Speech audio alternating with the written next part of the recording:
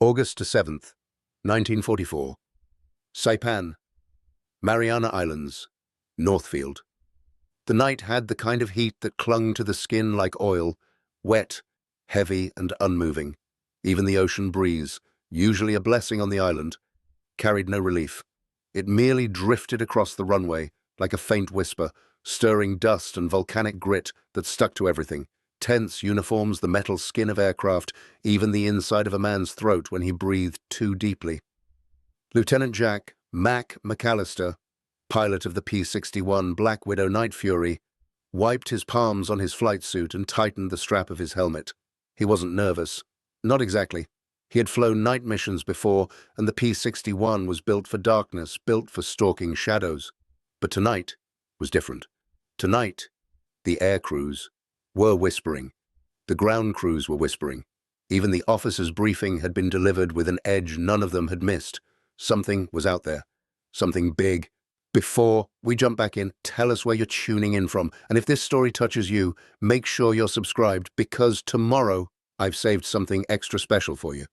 And whatever it was, it had slipped through radar nets from the Solomons to the Marianas. Twice in the last week, American forward fields had reported a lone high-altitude bomber flying at night with its lights extinguished, too high for conventional night fighters and too faint for ground radar operators to get a clean track. Some thought it was a rogue G4M Betty. Others suggested a P-67. One rumor insisted it was a new Japanese heavy bomber. Something experimental. Something with range and ceiling the Americans hadn't seen before. But the strangest reports came from the Navy. A picket destroyer swore it had seen the silhouette of a four-engine aircraft gliding silently above the clouds at nearly 25,000 feet. Unusual for Japanese designs. Too unusual. Intelligence speculated it could be a reconnaissance variant of the Nakajima G8N Renzan, a bomber Japanese designers had promised would rival an American B-24 in performance. Allies had believed few prototypes existed, yet something was appearing out at sea, at night, long after sunset, only to vanish again before dawn. And tonight, radar crews at Isley Field had reported a fresh sighting, a contact so faint that most operators would have mistaken it for clutter. But one didn't. Corporal Hale McGivens, a 20-year-old radar operator straight from Oklahoma, spotted it, a blip, no wider than a fly's wing on his screen, moving too steadily, too purposefully to be anything but an aircraft. He tracked it for 11 minutes before it vanished into the Pacific night. And when it did, the order went out, send the Widow. Jack climbed the ladder to the P-61's cockpit, high above the ground on long, spindly landing gear, and settled into the seat. The Black Widow loomed above him, like a sleek Black Panther, all curves and menace. With her twin, Pratt & Pounds, Whitney R2800 engines, long wings, glassy gondola nose, and top-mounted dorsal turret, she looked like something built more for hunting submarines than chasing aircraft. But inside her nose sat the thing that made her the most feared night fighter in the Pacific, the SCR-720 radar set, an electronic eye that could see miles through darkness, cloud, and moonless skies. If you believed the manuals, she could detect a target at 5 to 6 miles reliably. If you asked the engineers, they said 8 miles on a perfect night. But 4 times that? 18 miles? Impossible. At least, that's what everyone claimed. Jack pulled the canopy lever. It slid shut with a clean metallic thunk that sealed him in. Below and behind him, climbing into the rear cockpit, was his radar operator and closest friend in the squadron, Technical Sergeant Benjamin Benny Rourke. Tall, rail-thin, and with the perpetual look of a man who had seen too many night shifts, Benny didn't believe in superstition, prophecies, or luck, but he did believe in the Black Widow's radar set. He treated the SCR-720 like a priest tended to scripture. He polished its dials, he cleaned its contacts, he spoke to it when he thought nobody was listening. And, in return, it behaved for him more than anyone else. The two had been paired since training in Florida. Jack had the instincts of a natural night flyer, unafraid of the black void beyond the cockpit, trusting the instruments, trusting his gut even more. Benny had the strange gift of understanding radar not just mechanically, but intuitively. While most operators needed minutes to interpret the fuzzy green glow on their CRT screens, Benny could decipher it in seconds. He could feel when the radar had caught something, even before the scope drew a clear echo. Some joked he could see in the dark. Jack believed it. The ground crew chief, Master Sergeant Donnelly, jogged up the ladder and leaned against the fuselage. "Your orders are simple," Donnelly said. "Find that contact. If you can get visual, good. If you can identify it, better.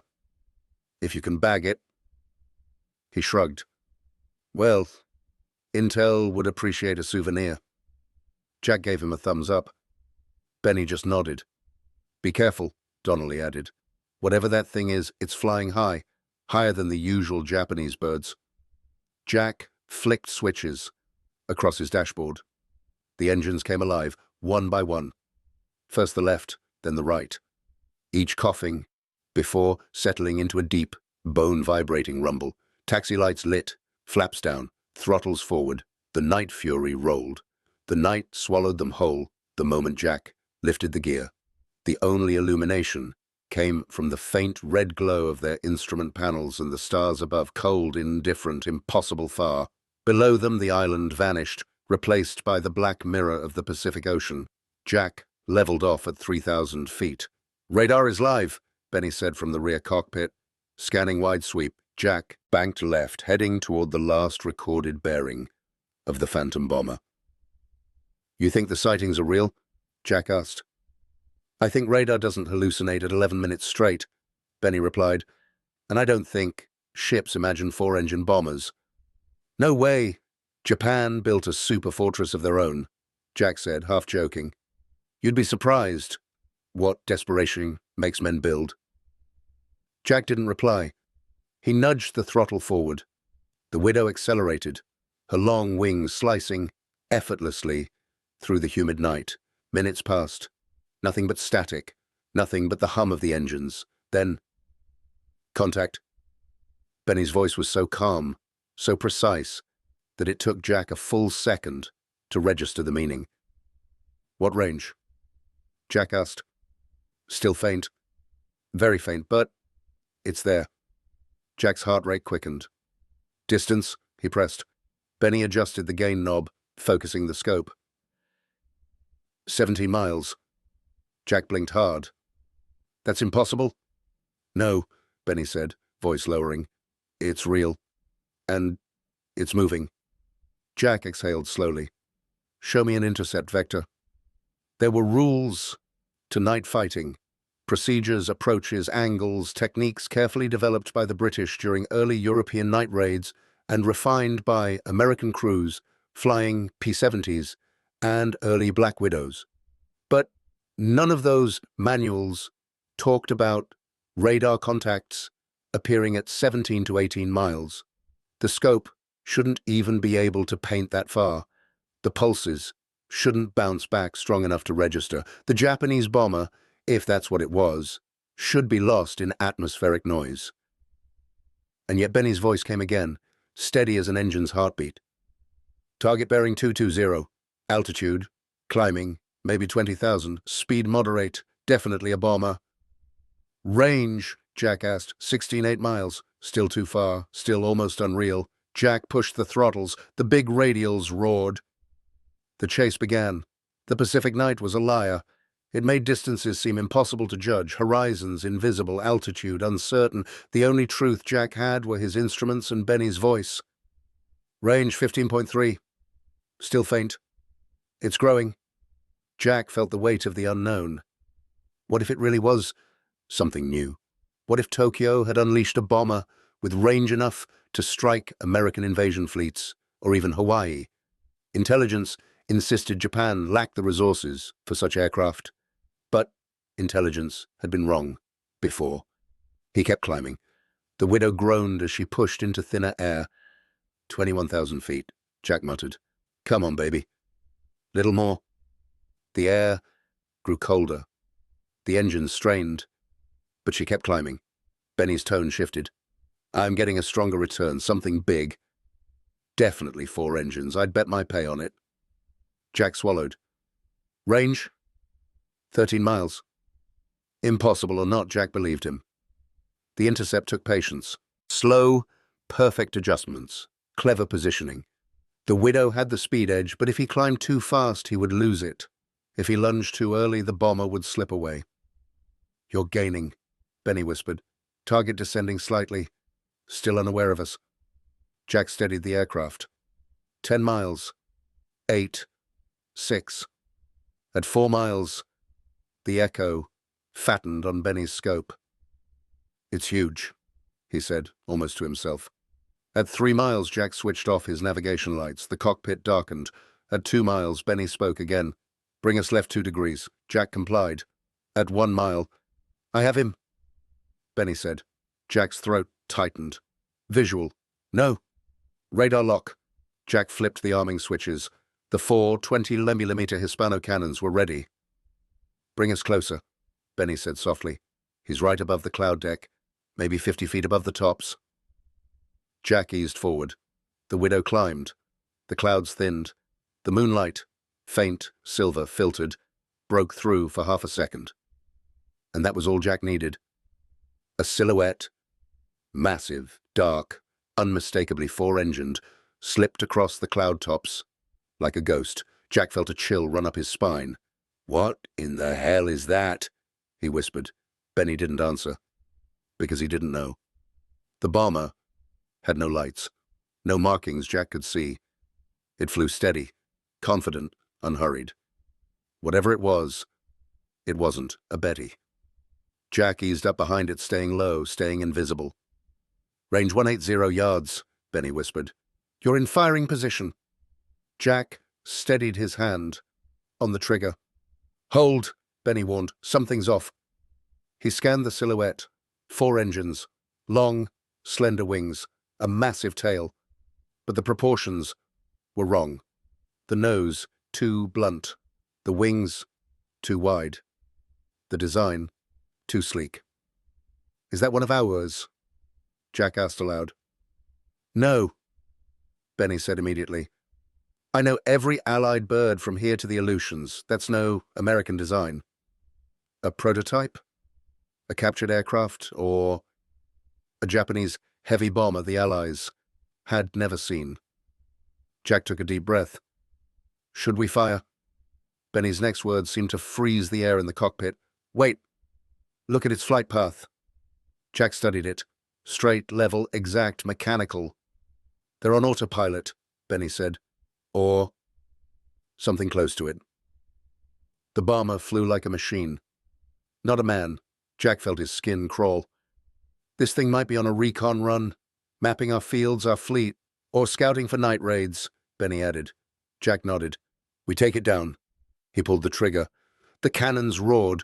Fire streaked into the darkness. The rounds tore through the bomber's right wing. Pieces ripped away. One engine burst into flame. For a second, it looked like the bomber might hold altitude. Then the wing buckled. The aircraft rolled, tipping into a long, silent descent, a ghost diving back into the clouds. Jack watched it fall until the clouds swallowed it. Then he exhaled. They didn't cheer, they didn't smile. Because something about that bomber, its design, its flight behavior, its radar signature, felt wrong. Very wrong. As Jack turned the Widow toward home, Benny broke the silence. "You know what's strange?" Jack sighed. "Everything?" "No. The radar return." Jack frowned. "What about it?" "It was strong. Too strong." "How strong?" "Enough that when we were still 18 miles out, I could see it." Jack looked back over his shoulder. "You mean—" "Yeah," Benny said. "Tonight, we caught a ghost at 18 miles. Jack tightened his grip on the controls. The night suddenly felt darker, much darker. The night of July 7th, 1945 would become the kind of night every night fighter crew remembered forever, either because they survived it or because they didn't. Over the Philippine Sea, the invisible war raged louder than the daytime battles ever could. Yet, to the crews who fought it, the silence was worse. Silence meant you had no idea what was coming. Inside the matte black fuselage of the P-61B Widow, Lieutenant Jack Morrow tightened a gloved hand around the throttle. The engines hummed at the edge of a growl as the big night fighter banked eastward into a moonless void. Below them, the ocean was a mirror of darkness, the kind of darkness that swallowed depth, swallowed distance, swallowed any sense of what was real. Behind him, in the rear radar station, Technical Sergeant Frank Leary sat hunched forward, face lit only by the dim glow of the APS-4 radar scope. "Scope is clean," Leary muttered. "Almost too clean." Jack smirked. "You'd prefer some company? In this war?" "Yeah. At least then I know what's trying to kill us." The airwaves were thick tonight.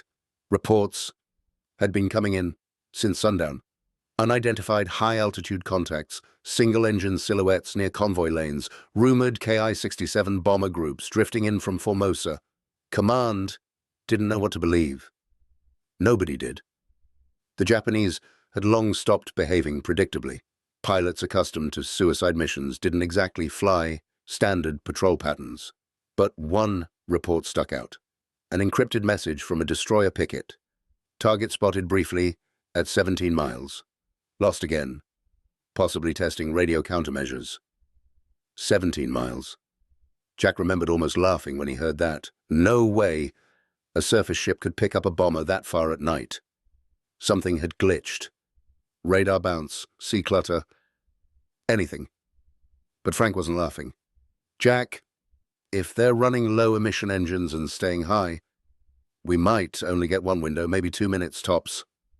Jack tapped the throttle. "Let's make it count. 2,000 feet, 5,000, 8,000. The Widow climbed steadily, her powerful Pratt & Whitney R2800 engines chewing through the humid Pacific air. Black Widow pilots loved bragging about the aircraft's firepower. The 4 20mm cannons, the 4 50 cals, but the real killer was the radar. If the crew was skilled, disciplined, and just a little bit lucky, the P-61 could strike targets invisible to both sides. Frank's voice broke the intercom silence. "Picking up slight interference. Might be weather. Hold on." His tone changed. "No, that's a signal. Weak. Very weak." Jack felt his stomach tighten. "Bearing?" 037 relative. Range. "Damn. She's faint. Maybe 16. No, 17. Could be 18 miles out." Jack blinked. "We can't see anything that far. Even the Army radars can't track that reliably." Frank didn't answer for a moment. He was adjusting dials, fine-tuning sensitivity, coaxing the unstable signal into clarity.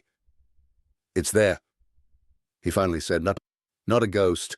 Aircraft-grade reflection, mid-sized, and it's holding altitude like a bomber crew that thinks we're blind tonight." Jack eased the throttle forward. "Then let's give them some bad news." The P-61 turned into the faint signal. Jack felt the aircraft settle into the long hunt. This was the part the manuals never prepared you for. Radar warfare wasn't a straight chase. It was a chess match in the dark, where both sides kept trying to delete each other's pieces before the board was even seen. Frank spoke slowly, methodically. "Bearing steady.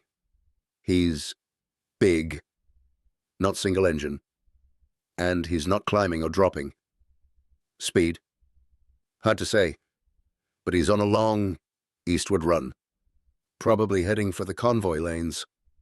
Jack's breath exhaled sharply. Convoys meant troop transports, supply ships, fuel barges, the lifeblood of the Pacific Fleet. "Any chance it's friendly?" Jack asked. Frank let out something between a scoff and a laugh. "Friendly aircraft don't fly at night without transponders, and they don't fly straight into naval convoys." Jack answered by pushing the P-61 into a shallow dive to gain speed. The bomber, whatever it was, had no idea the Widow had caught its scent. Even from 18 miles out, Frank was reading it with the precision of a surgeon. "He turned 5 degrees south," Frank said. "Doesn't know we're here, just adjusting course." Jack adjusted with him. Careful not to overcorrect. Sudden turns, violent climbs, those were sure ways to lose the radar lock. "How's the signal?" he asked. "Stronger? More defined?" "Jack, she's large. Ki-67, or maybe even a G4M. But wait." Jack tensed. "What?" "The signal? It's wider than it should be. Like multiple signatures overlapping. Formation? No. Too tight, more like the bomber's carrying something bulky under its wings or fuselage. Jack processed that. Bulky, large, tight, to the fuselage. Torpedoes, he whispered. Frank swore under his breath. If it is, he's hunting ships, and he's close enough to hit something in 20 minutes. Jack's pulse kicked up. They couldn't let that happen. Distance? He asked. 17 miles now, closing. Let's move. Jack pushed the Widow harder. At this distance, the P-61 was a ghost. The bomber's crew couldn't see them, couldn't hear them, couldn't sense a thing. Jack flew without lights, relying purely on instruments, Frank's guidance, and instinct. Target bearing changing slightly, Frank said after a moment. He's correcting for wind drift. Smart pilot. How smart? Smart enough to stay dark, slow his props and coast, so we don't hear him coming. Jack smirked. Sounds like we're hunting a professional. Frank leaned closer to his radar scope. Professional or not, he's ours. The Widow pushed deeper into enemy airspace. The bomber's radar signature grew more stable with each mile. Now, Frank could make out the faint shape on the display. Long wings, smooth fuselage, twin engines. Jack, that's a P-67 Hiryu, he said. I'd bet my stripes on it. Fast bomber, Jack muttered. Good crew compartments, good range, and if the rumors are true... He didn't finish. Frank did. Then he's got a radar operator too. This changed everything. A bomber with a trained radar operator could detect the Widow's approach if they were lucky at around 4 miles. But if the operator was elite, he might detect them at 8. Jack swallowed. We keep a clean profile. No sudden power spikes. Frank nodded into the intercom. Copy. At 9 miles, the Widow's world changed. Frank stiffened. Jack, the bomber just altered speed. Jack frowned. What direction? He's slowing. Like he's listening. That only meant one thing. The bomber crew sensed something. Radar emission? Jack asked. No. They're not pinging. But they're definitely cautious. Jack cursed softly. Do we break off and reposition? Frank asked. No. Jack answered. If he's carrying torpedoes, we can't lose him. We close in. Frank hesitated. Jack understood why. If the bomber turned, climbed, or dove, they'd lose radar contact. And at night, losing contact meant losing the war. But hesitation was for pilots who didn't have a convoy's fate in their hands. Stay locked, Jack ordered. I'll fly quiet. The closer they got, the more the night swallowed them. Even the Widow's engines seemed muted. Jack flew by instinct. Tiny adjustments, minimal control pressure, smooth throttle inputs. Frank's voice came through again, hushed. Range. 7 miles. Any sign he knows we're here? No. But his course is drifting. Not enough to shake us, just enough to make me nervous. Good. Nervous bombers make mistakes. Frank grinned faintly. Frank suddenly stiffened. Hold up, bearing change. Big one. He's turning right, sharp. Jack felt the blood drain from his face. That's not course correction, that's an evasive turn. Which meant, he knows, Frank snapped. Jack, he knows we're here. Jack rammed the throttle forward. The engines roared. Range? Jack barked. 4.2 miles and tightening. Angle? He's descending shallow, trying to force us below radar clutter. Not tonight, Jack growled. Preparing and narrating this story took us a lot of time. So, if you are enjoying it, like this video, it means a lot to us. Now, back to the story. The bomber dove into the darkness, its crew undoubtedly shouting commands, adjusting trim, preparing for a desperate escape. If they hit low altitude, sea clutter would mask them entirely. Jack had minutes, maybe less, before their prey vanished. Frank, guide me. Left 15 degrees now, don't overshoot it. Jack rolled the Widow left. Steady, steady, correction 3 degrees right.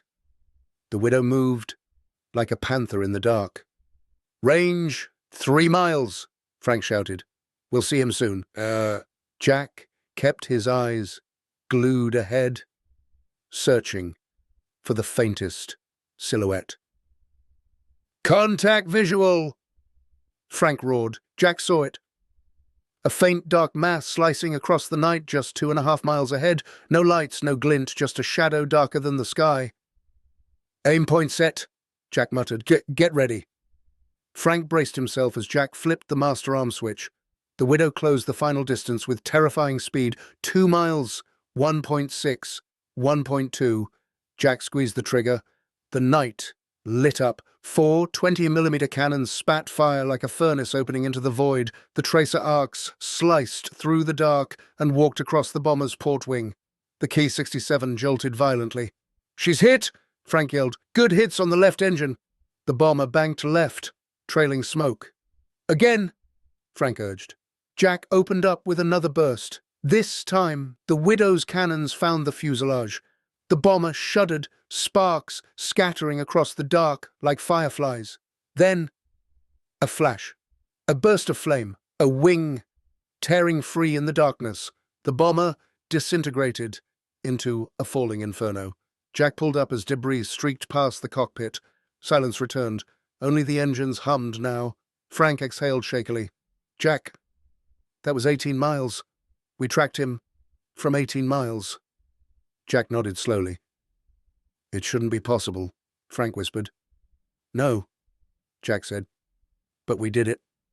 The widow flew home under a black, moonless sky. 2 men who had just done something the textbooks said could never be done. And somewhere below them, a convoy sailed safely, unaware that a single bomber had come within minutes of turning the sea into a graveyard, until a widow found it in the dark. For the next 40 minutes after the kill, the P-61B Black Widow cut through the sky like a silent blade returning to its sheath. The adrenaline faded, replaced by something colder, sharper, more dangerous than fear. Clarity. Both Lieutenant Jack Morrow and Technical Sergeant Frank Leary knew what they had done was extraordinary. Tracking and destroying a bomber from 18 miles out was the kind of thing that made it into intelligence reports, not squadron stories. But the sky, as always, demanded a price for every miracle. Jack's hands trembled on the control column. He flexed his fingers once, twice, trying to hide the shake. Not from Frank. Frank couldn't see him. But from himself. The kill should have felt clean. It wasn't. He'd seen the bomber break apart, saw one figure tumble free as the fuselage rolled into flame. For a moment, he'd wondered if the man had lived long enough to see the ocean swallow him. Jack hated thinking like that. He'd killed before. But never after stalking someone from 18 miles away, never after watching every moment of the man's last 15 minutes on radar, watching him drift, adjust speed, hesitate, as if sensing something. Watching him try to escape. Predators in daylight killed fast. Predators at night killed slowly. Jack could still hear the bomber's engines in his mind. An illusion. But vivid. You're quiet, Frank said through the intercom, the glow of his radar screen painting his face in sickly green. Just thinking, Jack replied. You're not supposed to do that, Frank answered. Bad habit for pilots. Jack laughed weakly. You good back there? Frank turned a few knobs. Yeah, but that was something else. Jack knew what he meant. That was a kill neither of them could explain. Not to their squadron, not to intelligence, not to themselves. Frank added softly, We're going to get questions. Jack nodded. Yeah, we will. 27 minutes into their return flight, the widow's calm was shattered. Frank stiffened. Jack, picking up something. 2 o'clock high. All of Jack's nerves lit up. Range. Far. Almost 20 miles. Jack blinked. 20. The APS-4 isn't supposed to... Yeah? Frank cut in. I know what it isn't supposed to do. But it's there. Jack swallowed. Same size as the bomber? No, Frank said. Smaller. Faster. Fighter-sized. Jack froze. Fighter. The Japanese rarely put fighters out at night unless they were escorting something, or unless they were desperate. "You think it's coming for us?" Jack asked. Frank kept adjusting dials. "Hard to say, but he's holding altitude, and his track is—" He stopped. "Jack, he's turning toward us." Jack's jaw tightened. "Then we climb." "Jack, I'm not tangling with a night fighter at the same altitude." The P-61 surged upward, engines straining, but Frank yelled, "Jack, contact accelerating." Jack swore. Night fighters couldn't accelerate like that, not that fast, not climbing, unless— "He's diving!" Frank shouted. "He spotted us." Jack banked hard left. "Range, 16 miles!" That was impossible. Nothing tracked at that range in the dark. Nothing. Unless the Japanese were fielding some kind of counter-radar, or unless this pilot was flying with insane instincts. Jack lined up his heading. "All right, Frank. We don't run. We don't hide. We make him overshoot." "Copy." Frank worked the scope like a surgeon, calling out angle changes in a rapid-fire stream. "Bearing drifting left. Now right." He's zigzagging, trying to pick us up or flush us out. Jack flew smoother, quieter, more controlled than he ever had. The Widow moved like ink across the sky. "Range 14, Frank whispered. "Still diving?" Jack asked. "Yes." "Then we have time." Silence. Then, "Range 13, 12, 11. Frank swallowed. "He's too damn good." "At 10 miles, Frank's voice dropped low. "Jack, whatever's chasing us, it's not an escort. He's alone. And he's hunting." Jack gripped the control column harder. "How sure?" "In the last 60 seconds, he's changed heading 4 times. He's cutting across our projected path. He's reading our altitude changes. That's not random." Jack swore under his breath. This wasn't a patrol. This was a duel. And the enemy had chosen them. "Maybe he saw the explosions from the bomber," Jack suggested weakly. "No," Frank responded. "He was too far. And coming from the opposite direction." "But then how?" "He knows we're out here." Jack's pulse kicked up. "A night ace?" "Best guess, yes." Night aces were rare. Japan had only a handful. But the best of them, men like Major Teruhiko Kobayashi, were terrifying. "Range 9.2, Frank said. "Jack, he's closing faster than physics should allow." Jack's blood chilled. "He's diving at us full throttle." Jack slowed the throttle suddenly. The Widow's nose dipped. Frank panicked. "Jack, what are you doing?" "Making him choose," Jack said calmly. "Choose what?" "Whether he wants to overshoot or break off." Frank realized it instantly and smiled darkly. "You sneaky son of a—" But before he finished, the radar blip changed. "He's pulling up!" Frank yelled. Damn it, he's smart. He's trying to force us into a lower altitude band so he can pounce from above." Jack banked left. Frank called out changes, like a conductor guiding an orchestra. "Bearing right. He's circling. Range 7, 6.8, 6.2. He's closing, Jack. He's coming in hot." Jack tightened the turn. "Let him. The closer he gets, the easier he is to kill." Frank's voice cracked. "Do not underestimate him." "I'm not," Jack said. "But I'm done being hunted." At 5,000 feet, the clouds thinned. Jack felt something primal, the sensation of another predator in the dark. A shadow flashed overhead. Frank shouted, "Visual, high, 11 o'clock." Jack pulled the Widow up hard. There, a sleek, dark shape sliced across their path. No lights, no glint, just a whisper of wings. Too fast to be a Zero. Too smooth to be an Oscar. "That's a JN-1 Gecko!" Frank screamed. "Japanese night fighter!" Jack recognized it instantly. Twin engine, powerful, deadly, and one of the few Japanese aircraft that could challenge a P-61 in the dark. "Get ready!" Jack barked. The Gecko arced upward in a steep climbing turn, trying to reposition for a slashing attack. Its pilot was skilled, maybe brilliant. "Frank, call it." He's turning left, now right, he's diving, he's going for your 6. Jack pushed the widow into a barrel roll. The gecko sliced past, missing by less than 20 yards. He's got upward-firing cannons, Frank warned. If he gets under us... I know! Jack forced the widow into a negative G dive. The gecko dove after them. Range 300 yards, Frank shouted. Closing! Jack snapped the widow into a violent left roll. The gecko's tracers ripped through the space they'd occupied a heartbeat before. He's good, Jack muttered. Too good. The gecko roared past again. Jack watched the silhouette flash overhead, saw the wingtip dip just slightly. A mistake. Tiny, but fatal. Frank, Jack said calmly, get ready, I'm flipping him. Frank froze. You can't outroll a gecko. Not outroll, Jack said. Outthink. He pulled the widow up sharply, feigning a climb. The gecko reacted instantly, climbing to cut them off. Now, Jack whispered. He cut power, hard. The widow dropped like a stone. The gecko overshot. Too fast to correct. Frank saw it first. Jack, he's in front. 80 yards. Take the shot. Jack didn't hesitate. He squeezed the trigger.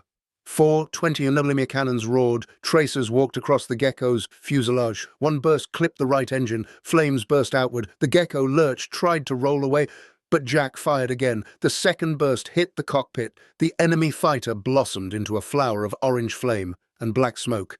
It spiraled downward, breaking apart as it fell. The fire trailed behind it like a comet descending into hell. Frank exhaled violently. Jesus. Jesus, Jack, you got him. Jack swallowed hard. Range? Frank checked the radar. Gone. He's gone. Jack sat back, sweat dripping down his neck. Frank whispered, that was no rookie. No, Jack said. He was hunting us. The widow resumed its slow flight home, battered by the stress of high-G maneuvers. Neither man spoke for several minutes. Then Frank said quietly, Jack, do you ever think about the ones we kill? Jack didn't answer at first. Frank continued, that guy, he was good. Too good. Makes you wonder who he was. What he left behind? Jack's jaw tightened. I don't wonder. Liar, Frank said softly. Jack sighed.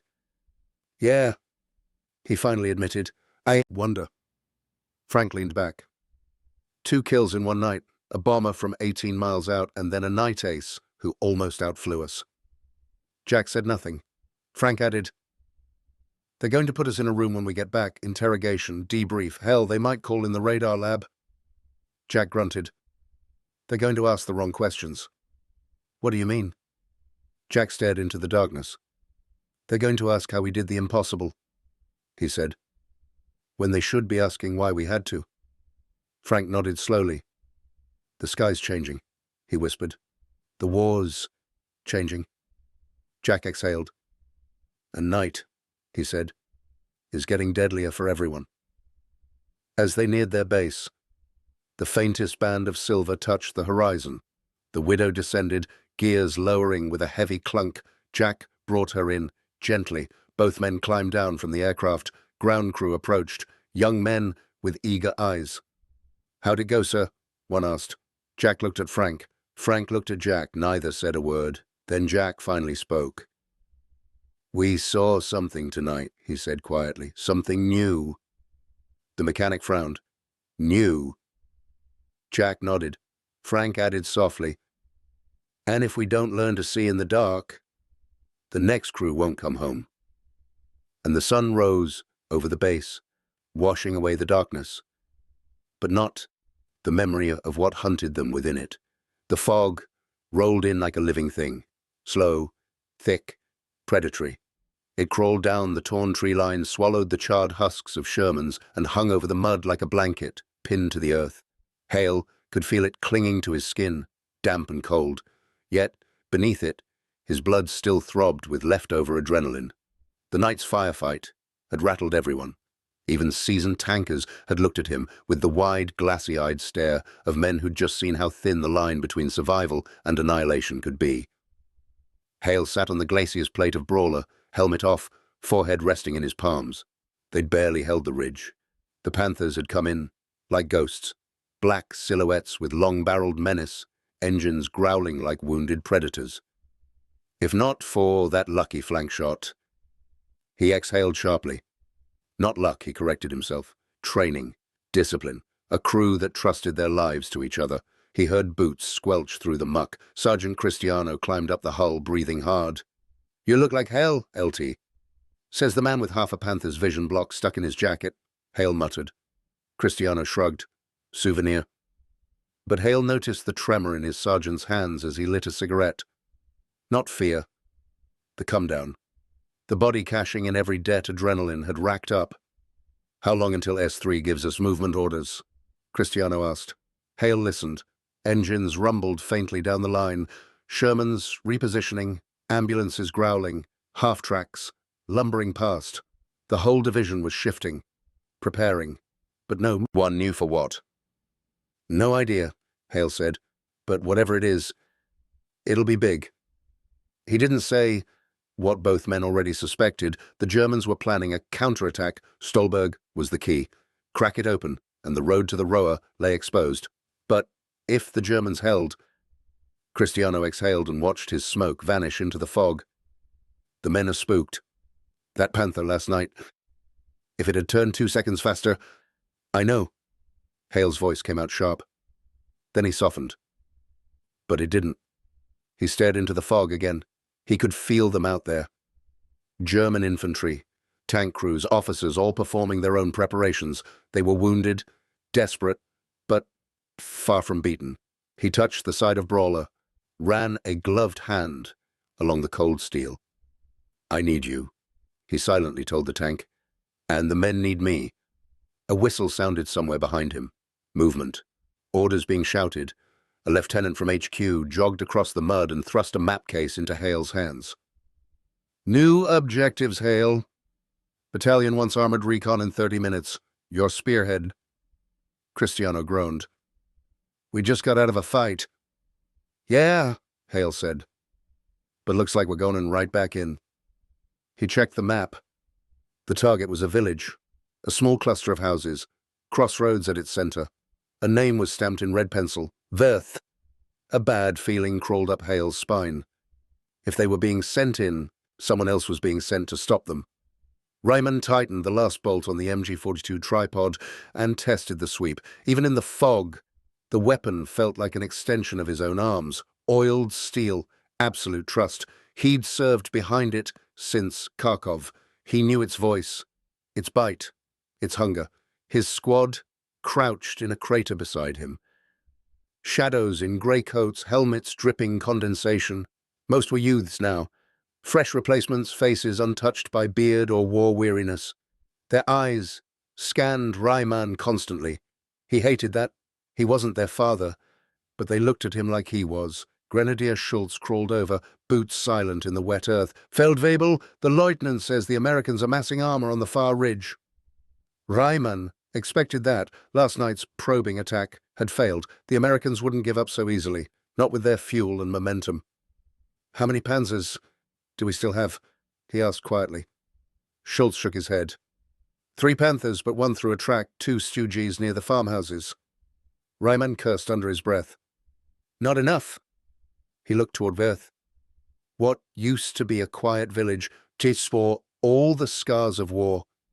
Shattered windows, collapsed roofs, smoke-stained chimneys. Civilians had fled weeks ago. War had devoured the place whole. He focused on the low hedgerow where his machine guns would command the approach. The Americans would come down the road, tanks first, infantry behind. They'd try to flank. They always did. Ryman wiped moisture from the MG-42's receiver. "Schultz, check the ammunition belts. I want at least 600 rounds within arm's reach." "Yes, Feldwebel." "And tell the others, no firing until I give the order. I want the Americans close enough to see their faces." The grenadier hesitated. "Close means they're in tank range, Herr Feldwebel." "That's the point," Ryman answered. He watched the fog shift between broken trees. It reminded him of the Eastern Front, morning mists rolling over snow, revealing Soviet armor like giants waking from frost. He had survived that hell. Now The war had followed him back home. Will this be where it ends, he wondered. A nameless road, a ruined village, a machine gun and 5 frightened boys, looking to me for salvation. He tightened his gloves and settled behind the gun. If the Americans were coming, he would be ready, not out of loyalty to Berlin, not out of belief in a war long lost, but because the men beside him needed him to stand. And he would not fail them. Not today. Up next, you've got 2 more standout stories right on your screen. If this one hit the mark, you won't want to pass these up. Just click and check them out, and don't forget to subscribe and turn on the notification bell so you don't miss any upload from us.